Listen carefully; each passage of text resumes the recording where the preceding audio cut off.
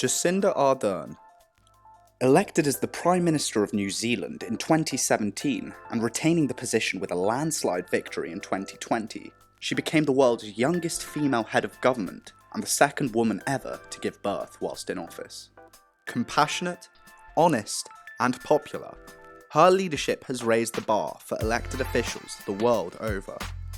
So, what makes Jacinda Ardern such an effective leader? Ardern has mastered the inclusive influencing strategy. This strategy is all about strengthening the spaces between people, increasing people's trust of and commitment to each other. If there were ever a time to close the gap between groups of people across New Zealand in different positions, it is now.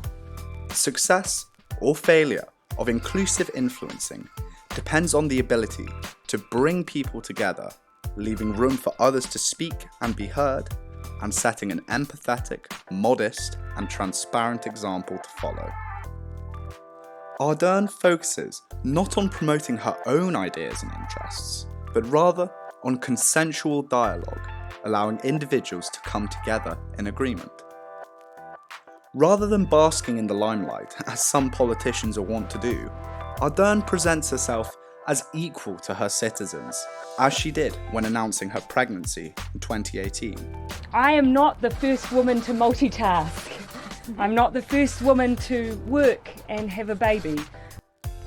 Vital to the success of Ardern's inclusive approach is leading by example. In response to the COVID-19 pandemic, she voluntarily took a 20% pay cut to demonstrate her solidarity with those in financial difficulty. Ardern's clear commitment to unity, inclusivity, and equality sets a high standard for her nation to follow. So how does Ardern do it? There are 4 cognitive steering biases, which can be thought of as levers that she has learned to pull to successfully enact the inclusive strategy. She has a low trust of self. Now, this doesn't mean she lacks confidence, but rather that she uses her authority not to dominate, but to create space for others' ideas and influences. She also exhibits a high trust of others, placing faith in those around her. She is low self-disclosing, carefully presenting only what will reinforce the inclusive messages she wants to convey, even when she's using stories about herself to do so. Finally, she is low seeking change, directing her energy to making her community more stable, cohesive, and settled. When put together, these 4 bias positions result in the inclusive strategy that has been behind Jacinda Ardern's effective leadership. It's important to understand that these cognitive steering biases aren't just in Ardern's head. The pulling of these levers are intentional actions that create a specific and effective social-emotional road that those around her can follow.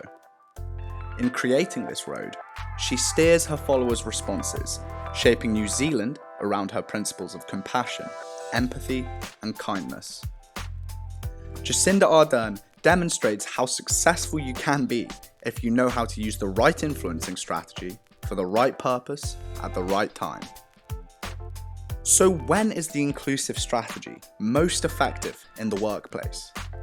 A few examples include when trust is low in an organisation and needs to be built up, to encourage teamwork and foster a strong team spirit, and to empower ownership of and responsibility for a project or task. Keep an eye out for our next You Steer video, where we'll be pulling back the covers to reveal the secrets of another world-leading influencer. You Steer, data-driven development.